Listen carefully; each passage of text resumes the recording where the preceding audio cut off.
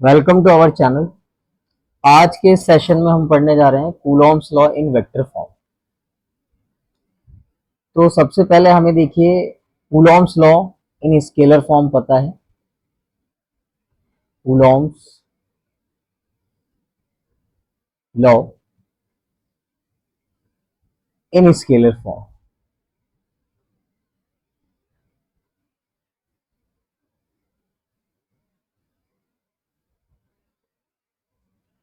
तो उसका एक फॉर्मूला हमने पहले पढ़ा हुआ है। F बराबर के Q1 Q2 अपॉन में आर स्क्वायर। अब देखिए इसमें एक क्वेश्चन अराइज होता है कि हम F की डायरेक्शन बताना चाहते हैं, है ना। तो F की डायरेक्शन हमें ना तो K से पता चलेगी क्योंकि ये कांस्टेंट है, और ना ही दोनों चार्जेस से पता चलेगी। ठीक है, तो एफ की डायरेक्शन हमें पता चलेगी आर से। अब ये डायरेक्शन हमें पता चलेगी अकॉर्डिंग टू वेक्टर फॉर्म, ये जो हम पढ़ने जा रहे हैं। ठीक है, चलिए देखिए स्टार्ट करते हैं। तो यहाँ पे हमने क्या लिया हुआ है, एक कोऑर्डिनेट सिस्टम लिया हुआ है एक्स और वाई, आप देख रहे हैं। और यहाँ पे दो चार्जेस हैं Q1 Q2। ठीक है, और इनके अपने पोजीशन वेक्टर्स हैं R1 R2। पोजीशन वेक्टर देखिए क्या होता है, कोई भी वेक्टर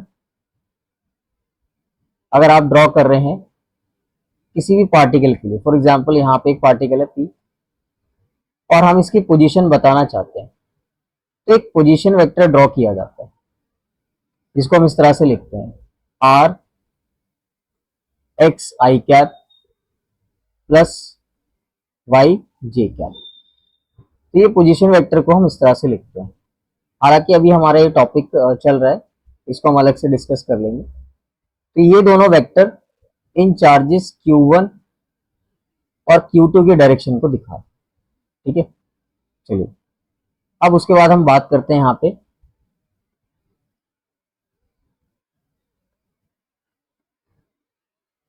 देखिए फिर हम एक डिस्टेंस की भी यहाँ पे डिस्कशन कर रहे हैं।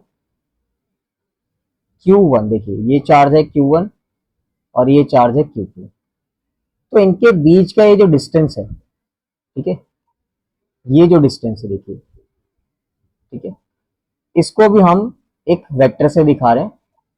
अब यहाँ पे दो वेक्टर हैं, एक R21 है और एक R12 है। ठीक है, तो इसको मैं अभी अलग से समझाता हूँ। और अभी आपको एक चीज और समझनी चाहिए कि यहाँ पे दोनों चार्जेस का जो साइन है वो प्लस है, पॉजिटिव चार्जेस है। तो हम यहाँ पे ये समझते हैं कि इन दोनों चार्जेस में फोर्स ऑफ रिपल्शन होगा, फोर्स ऑफ रिपल्शन। तो फोर्स ऑफ रिपल्शन में हम क्या बोलेंगे, दोनों चार्जेस इस तरह से दूर हटेंगे। ठीक है, तो यहाँ पे मैंने एक फोर्स दिखा रखी है F12, देखिए ये F12 है, और यहाँ पे भी एक फोर्स है F21। अब इनको हम किस तरह से रीड करते हैं, देखिए अकॉर्डिंग टू वेक्टर फॉर्म यहाँ पे हम इसको इस तरह से रीड करेंगे। देखिए force on first charge due to second, मतलब पहले वाले पे फोर्स लग रही है सेकेंड की वजह से। ठीक है, फिर ऐसे आपने F21 लिखा हुआ है कि force on second charge due to first.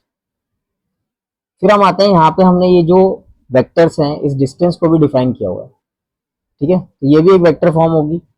तो R12 का देखिए मतलब क्या होता है, R12 का मतलब है distance of first from second, और R21 का मतलब है distance of second from first.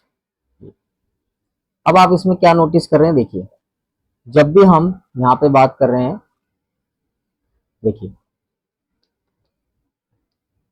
ये देखिए मैं आपको बताता हूँ। अगर मैं फर्स्ट चार्ज की बात कर रहा हूँ, जैसे कि फोर्स ऑन फर्स्ट चार्ज, ठीक है, तो हम यहाँ पे डिस्टेंस भी फर्स्ट से ही ले रहे हैं, distance of first from second. ठीक है, तो इन दोनों केस में कि हम 1 2 जो लिख रहे हैं 1 2 और 1 2, हमने क्या सीखा कि यहाँ पे फर्स्ट चार्ज के अकॉर्डिंग बात हो रही है, फर्स्ट चार्ज, ठीक है। फर्स्ट पे फोर्स लग रही है और डिस्टेंस को जो हम ले रहे हैं वो फर्स्ट फ्रॉम सेकंड ले रहे हैं, ठीक है, इस तरह से लिखा जा रहा है।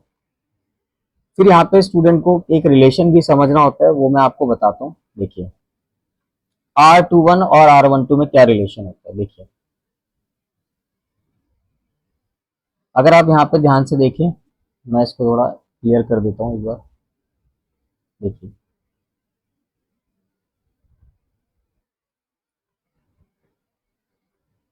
देखिए अगर आप ध्यान से देखें, यहाँ पे एक वेक्टर है ये वाला, ये जो वेक्टर है ये, और एक ये वेक्टर है, ठीक है। अगर हम ध्यान से देखें तो यहाँ पे ट्रायंगल लॉ लग रहा है, देखिए ये, ठीक है। मैं आपको इसको अलग से दिखा देता हूँ। ये एक वेक्टर है R2, और फिर यहाँ पे हम एक वेक्टर ले रहे हैं R12।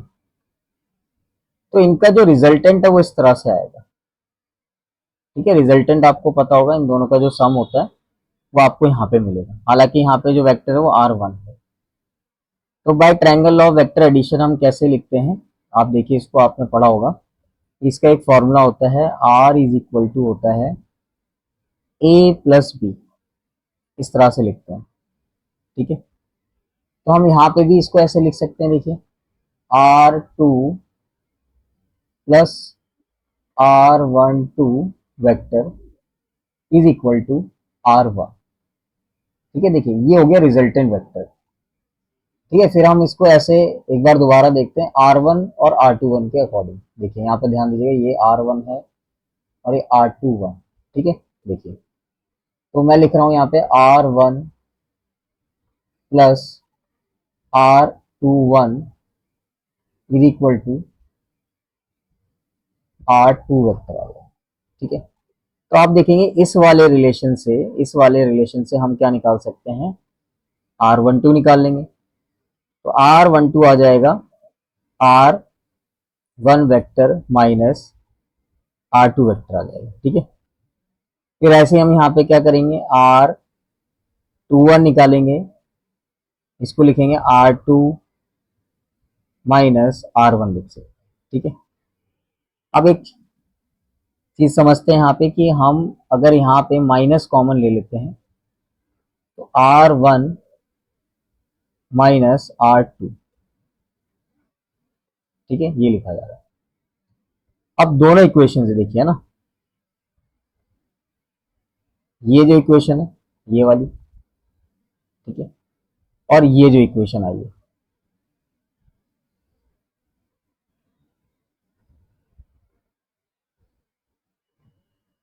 देखिए इन दोनों इक्वेशन से हम क्या लिख सकते हैं कि हमें पता है R12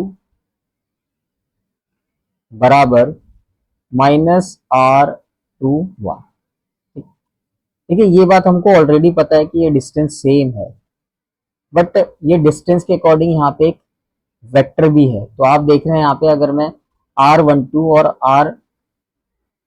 R12 और 21 के अकॉर्डिंग बात कर रहा हूँ तो दोनों की डायरेक्शन क्या है, अपोजिट, ठीक है। डायरेक्शन अपोजिट है और मैग्नीट्यूड सेम है। तो मैग्नीट्यूड के लिए हम इस तरह से लिखेंगे, R12 का मैग्नीट्यूड बराबर है R21 के, ठीक है।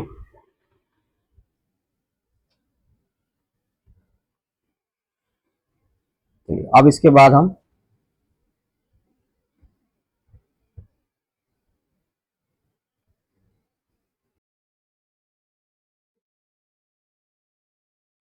देखिए, इसके बाद अब हम लिखेंगे यहाँ पे इसकी वेक्टर फॉर्म। देखिए बाय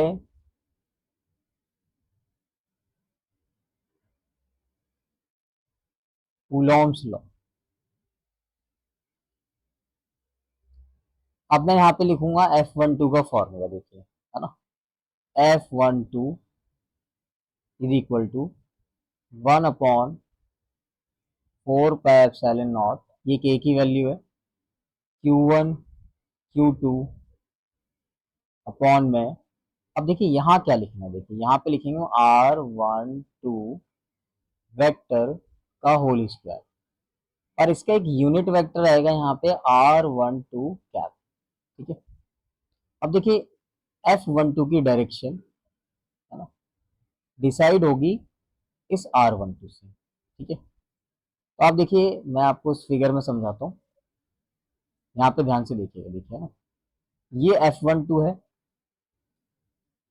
देखिए ये F12 है ना, देखिए ये ये F12 R12 की डायरेक्शन में, देखिए सेम डायरेक्शन में, ये देखिए आ रहा है ना, ये ठीक है, ये देखिए ठीक है, ये वाला, अब ये वेक्टर देख रहे हैं आप, है ना, ये, तो F12 और R12 सेम डायरेक्शन में, तो आते हैं, देखिए नेक्स्ट, यहाँ पे आप क्या देख रहे हैं, F12 की डायरेक्शन इस यूनिट वेक्टर से डिसाइड हो रही है। ठीक है, और दोनों सेम डायरेक्शन में, अगर हम यहाँ पे देख रहे हैं प्लस, ये सारा प्लस में है, पॉजिटिव है, अगर माइनस लगा होगा तो डायरेक्शन अपोजिट होगी। चलिए ठीक है, बस इसमें आपको ना थोड़ा डिटेल में ये क्लियर हो जाएगा। तो F12 हमारे पास आ गए, अब हम क्या करते हैं, सिमिलरली हमें पता है कि F21 क्या होगा, देखिए F21, तो F21 का फॉर्मूला हो जाएगा 1/4 pi epsilon naught Q1 into Q2 upon में, अब देखिए इसके अकॉर्डिंग चलेंगे हम यहाँ पर ना, 21, तो आप लिखेंगे R21 वेक्टर का होल स्क्वायर। ठीक है, ये तो स्क्वायर हो जाएगा, फिर यहाँ पे इसका यूनिट वेक्टर आएगा R21 यूनिट वेक्टर। अब देखिए यहाँ पे हम क्या करते हैं, इसको ले लेते हैं इक्वेशन 1। ठीक है, और जो हमने अभी समझा था इससे पहले वाले पेज पे, ये इस टॉपिक को देखिएगा ना, इस टॉपिक को देखिए ना, ये ठीक, तो यहाँ पे आपने दो रिलेशन समझे, इसको हम यहाँ पे यूज करेंगे, देखिए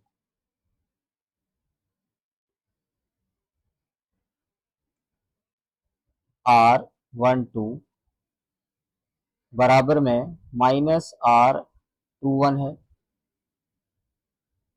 और हमें पता है इसका मैग्नीट्यूड भी बराबर है, देखिए ना, R12 बराबर है R21 के। ठीक है, चलिए अब इसमें हम क्या करते हैं, ये इक्वेशंस यूज करते हैं F21, तो F21 is equal to 1/4 pi epsilon naught Q1 Q2 upon में, अब देखिए मैं R21 को क्या रख सकता हूँ, R21 को मैं क्या रखूंगा, R12 रख देता हूँ, R12 वेक्टर का होल स्क्वायर। ठीक है, और अब मैं यहाँ पर रिप्लेस करूंगा ये जो फॉर्म है। ठीक है, देखिए जस्ट अ मिनट, मैं आपको जरा एक एक पॉइंट और समझा दूं यहाँ पे,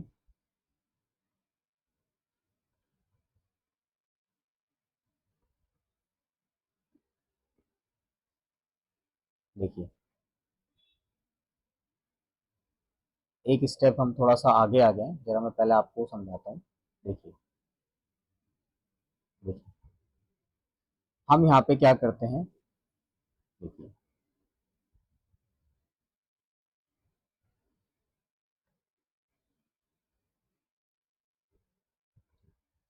अभी हमें क्या करना है, देखिए यहाँ पे ना इसको पूरा वेक्टर फॉर्म बनाना पड़ेगा, तो हम क्या करेंगे, R12 के मैग्नीट्यूड से मल्टीप्लाई और डिवाइड करेंगे हम।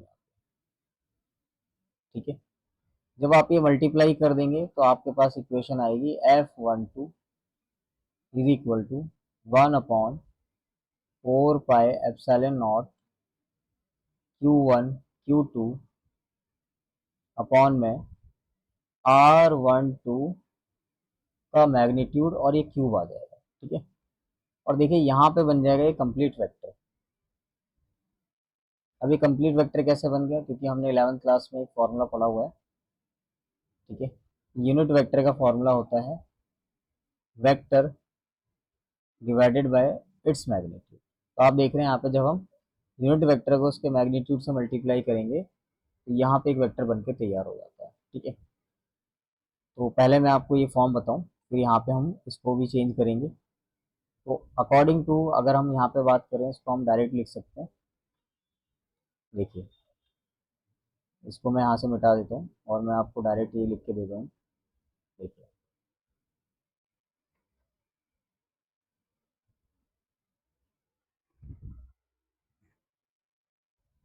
देखिए इसको हम लिखेंगे यहाँ पे अकॉर्डिंग टू फर्स्ट इक्वेशन। ये हमारी फर्स्ट इक्वेशन है। तो इसको देखिए हम क्या करते हैं, यहाँ पे लिखेंगे R21 वेक्टर का cube dot R21 R21 vector.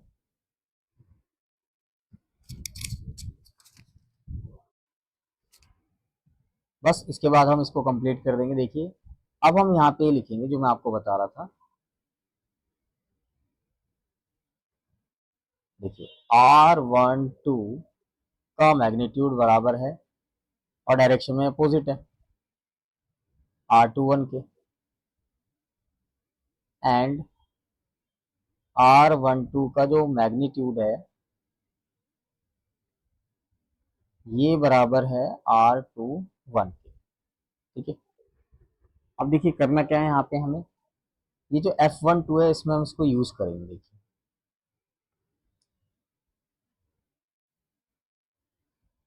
F21 1/4 pi epsilon naught Q1 Q2। अब देखिए हम ना R21 की जगह पे हम R12 रख देते हैं, ठीक है। ये देखिए R21 वेक्टर का क्यूब, ठीक है। और देखिए यहाँ पे ये जो हमारी वेक्टर फॉर्म चल रही थी R21 है ना, देखिए R21 इसकी जगह हम रख देंगे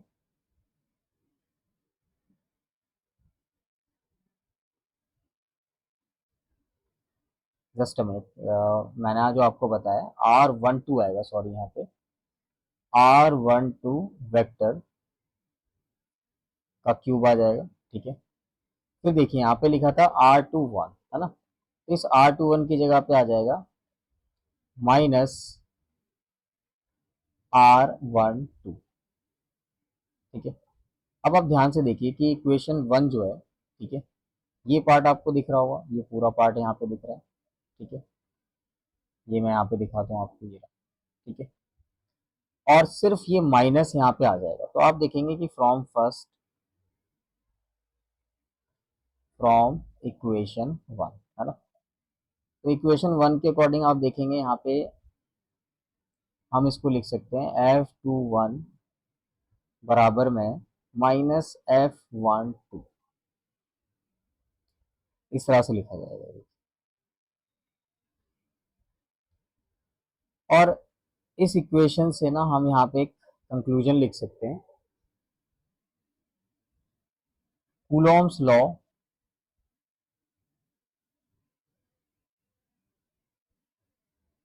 फॉलोज न्यूटन्स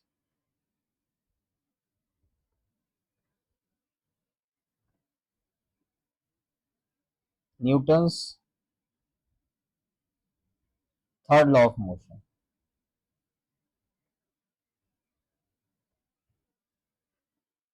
ठीक है। देखिए थर्ड लॉ ऑफ मोशन क्या होता है, ये जो फोर्स है ये कहलाएगी एक्शन फोर्स और इसको बोलते हैं हम रिएक्शन फोर्स। तो आई होप आपको ये वेक्टर फॉर्म समझ में आई हो। और इसके बाद हम पढ़ेंगे प्रिंसिपल ऑफ सुपरपोजिशन।